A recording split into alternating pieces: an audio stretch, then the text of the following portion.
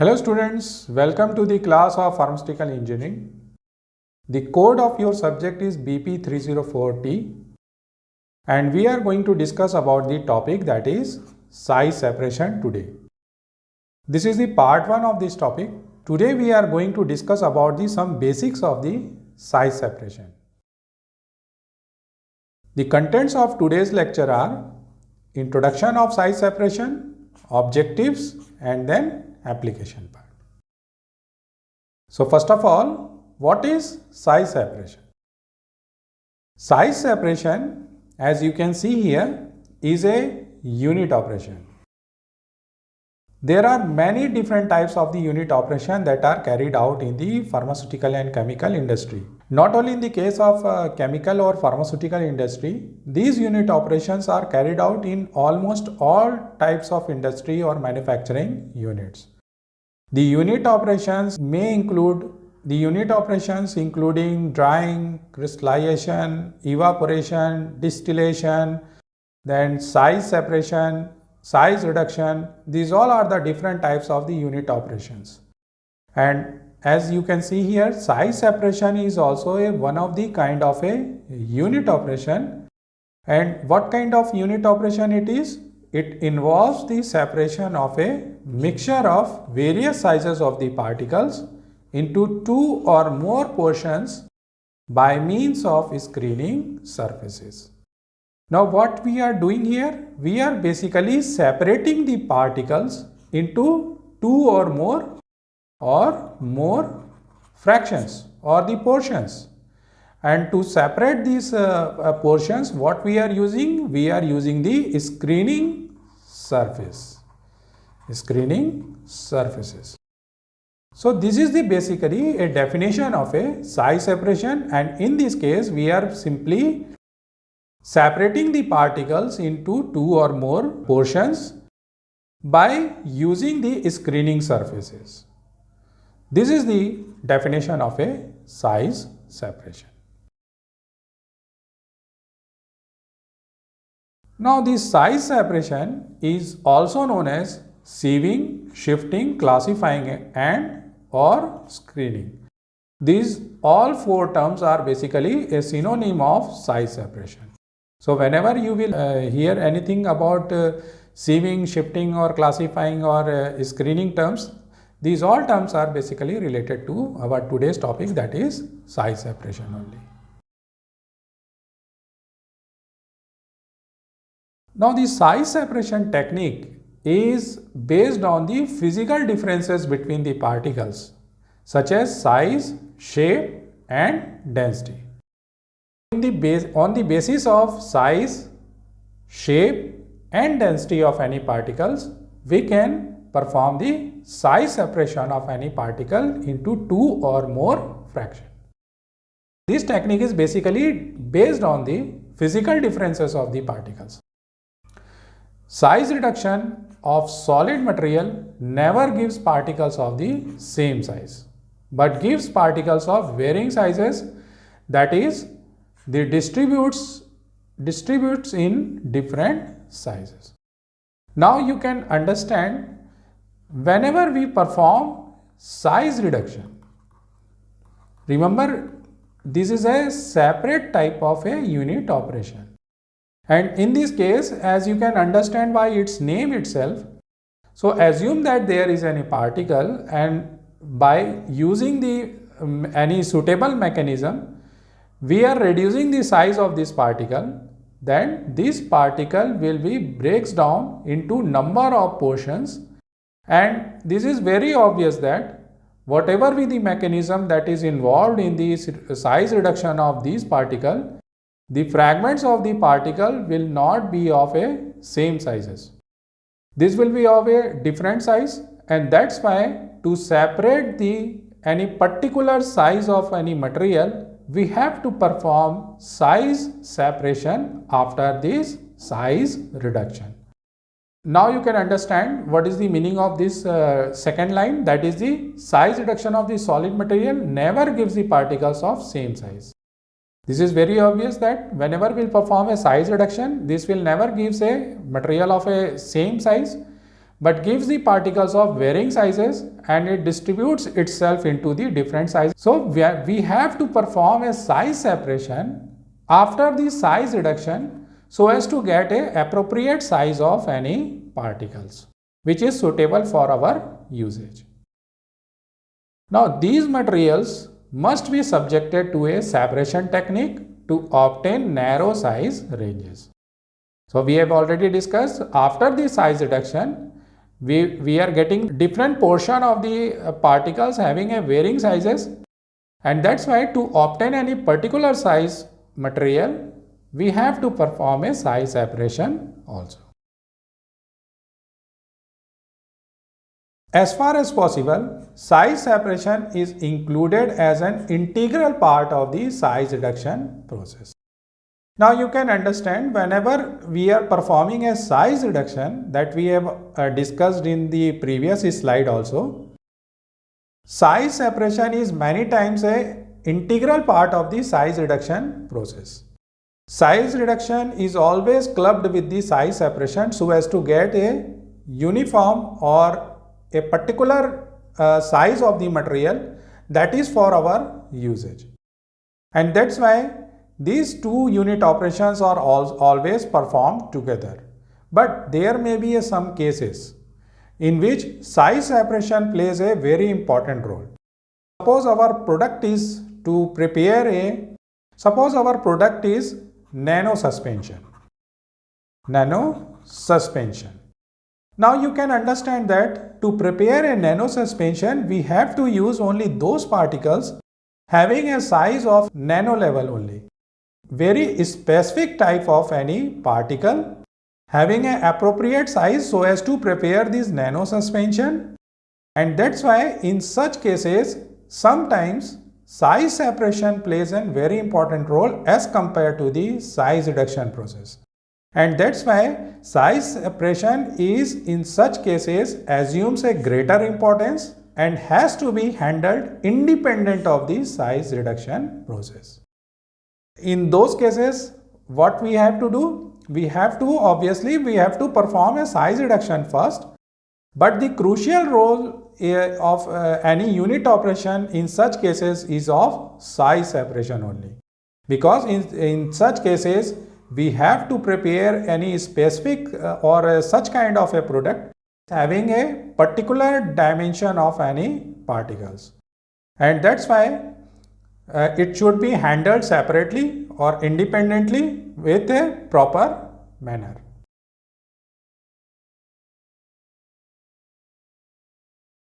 Now, screening is a method of separating particles according to size alone. Particles can be separated into individual sizes using sieves. Now the final portion consists of a more uniform sized material. Now you can understand this through this pictorial diagram. Here you can see this is a sieve, and assume that there are some particles over it, basically used to pass or to get the any specific sized material. And assume that after the sieving or after the screening, some of the particles may pass through this sieve. These particles will accumulate here in the lower plate that is shown here. The particles which pass through these sieves are known as undersize or minus material.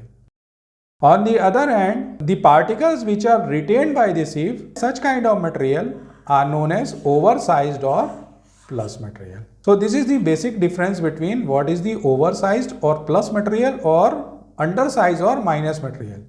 I hope that now you have understood that what is plus material. Plus material is that kind of material which is retained by the sieve, whereas the minus material is that material that passes through the sieve because of its less size as compared to the meshwork of the sieve.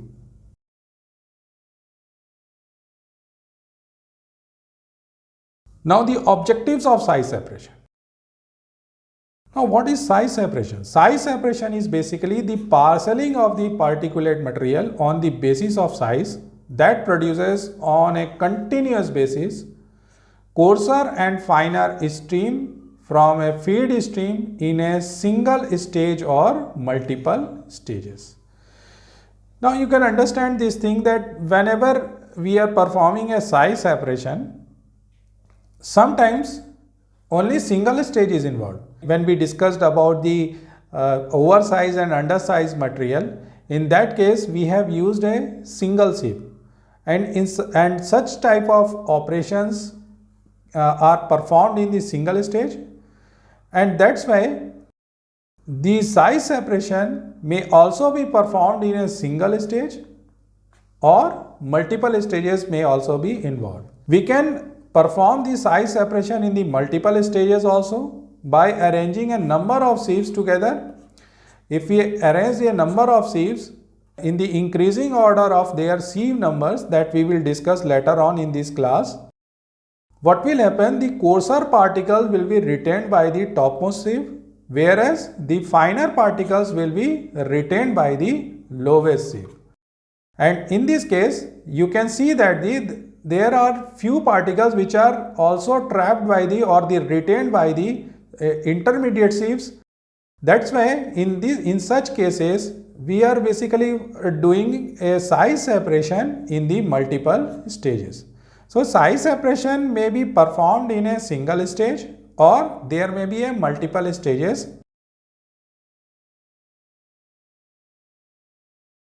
Now the aim of any separation, including the particle size separation, is either analytical or preparative. So what is this analytical separation? In this case, the original sample is a complicated mixture, making the analysis possible only with a prior separation step.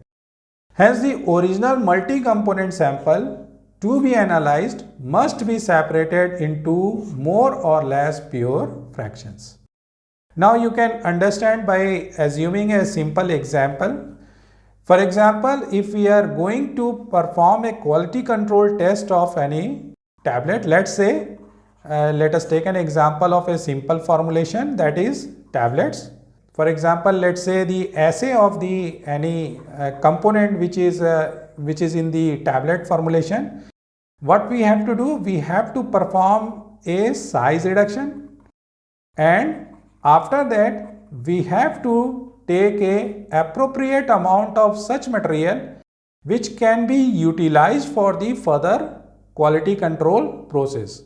And in such case, again we have to perform a size separation so as to get a suitable fragment, and that will be further processed for the quality control analysis. So there may be an analytical objective also in the case of a size separation, whereas there may be another objective, that is the preparative. In this case, these separations are aimed at obtaining a significant quantity of a separated fractions from the original sample. For example, obtaining any specific size particles and study of structural or chemical composition of the particles of a given size. For example, aim of any study is to perform a crystal structure of any crystal that is obtained from the Earth's crust. Then what will happen? Again, then we have to perform a size separation so as to get the appropriate sized crystals, and then we have to perform any such kind of study. That's why there may be two objectives of the size separation. That the first one is the analytical. The size separation is basically fulfilling our analytical objectives, whereas in some cases we have to prepare the sample for the further processing, and in such cases preparative objectives may also be fulfilled by the size separation. So these are the basically two differences between the analytical and preparative objectives. There may be few more objectives. If the aim of the size separation process is to remove particles from gas or liquid, then there may be two more probable objectives. And what are these objectives? The first objective is to recover the valuable products or byproducts. If we want to recover any valuable product, take a very simple example. Our mobile SIM and the various components of the mobile phones are made by some very valuable, example gold or silver, other valuable alloy or metal. We have to perform the size separation process. Another objective is to prevent the environmental pollution. For example, there are many chimneys in the industries responsible for the pollution also, and if we separate the particles from the smoke, and in such cases obviously the pollution level will be less, we can say that the size separation may also fulfill the environmental control objective. So there may be two more objectives, that is to recover the valuable products or byproducts or to prevent the environmental pollution.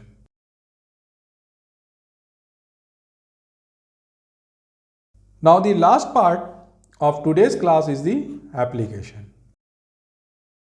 Size separation of the solids have very important pharmaceutical applications. The first thing, that is the determination of particle size and size distribution, and these things are useful in the production of tablets and capsules.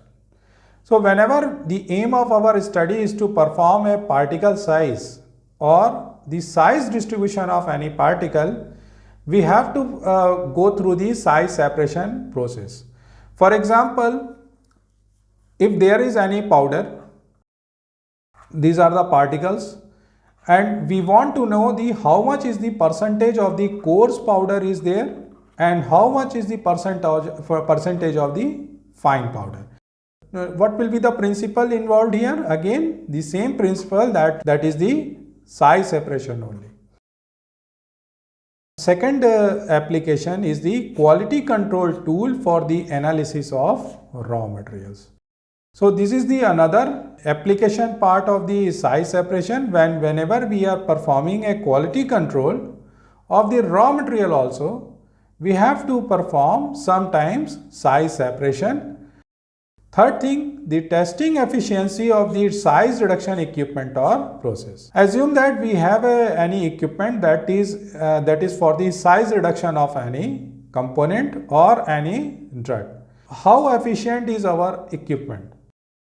Let's say any equipment is efficiently producing 60% of the fine particles. So that may be appropriate or that may be not appropriate, we can decide later on, but we have to know the exact amount of the fine particles that we are getting in our product. And for that, again, what we have to do, we have to perform a size separation to get the exact amount of the fines or any appropriate size material that is in our product. The fourth objective is the optimization of the process conditions, such as method of agitation, time of screening, feed rate, etc. So these all are some conditions on which the size separation depends. So these all things can only be performed by utilizing again the principles of the size separation process only. Next, the fifth application is the recovery of the valuable products or byproducts that we have already discussed, and the prevention of environmental pollution. These all are the topics that covered today, that is the introduction, second one is the objectives, and third thing is the application part of the size separation process. Now next thing is the another very important part of our today's lecture, that is the self-assessment or the quiz part. First question in this is, which one of the following is not synonym of size separation? The options are sieving, shifting, classifying and comminution. And the second question is, material passing through screening surface is also known as undersize or minus material, whether it is true or false. So give your answers in the comment section below. So hope you have understood the topics of today's class, and we will continue this topic in the upcoming video also. Thank you, students.